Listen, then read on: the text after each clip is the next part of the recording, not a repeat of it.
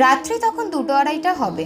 এক শেঠজি যে খুবই চিন্তিত ছিল, সে ঘরের মধ্যে বারবার হাঁটাচলা করছিল।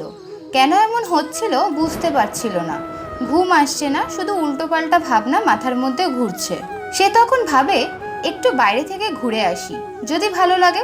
তাই সে গাড়ি বের করে এবং বেরিয়ে পড়ে রাস্তায়। কিছু দূর যাওয়ার পর রাস্তার ধারে একটা মন্দির দেখতে পায়। তিনি ভাবলেন কিছুক্ষণ মন্দিরে গিয়ে বসি এবং ভগবানের কাছে গিয়ে প্রার্থনা করে দেখি যদি মনে শান্তি পাওয়া যায়। তখন তিনি মন্দিরের ভেতরে যান এবং মন্দিরের ভিতরে গিয়ে দেখেন ওখানে আগে থেকেই একজন বসে আছেন মূর্তির সামনে। সে কাঁদছিলেন। তাই দেখে শেঠজি তাকে জিজ্ঞাসা করে যে তুমি এত রাত্রে এখানে কেন? ওই ভদ্রলোক তার দিকে দেখে বলেন, আমার স্ত্রী খুবই অসুস্থ, সে হাসপাতালে ভর্তি, কালকে অপারেশন হবে।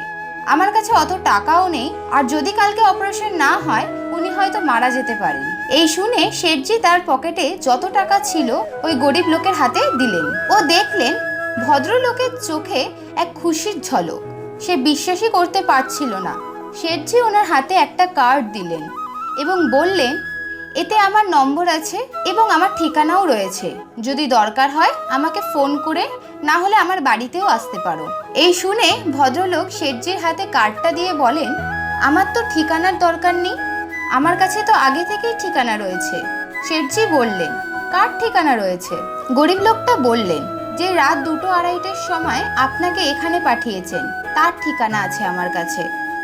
অর্থাৎ অটুট বিশ্বাস রাখুন। ভগবানের প্রতি অটুট বিশ্বাসই সব কাজকে সম্পূর্ণ করে।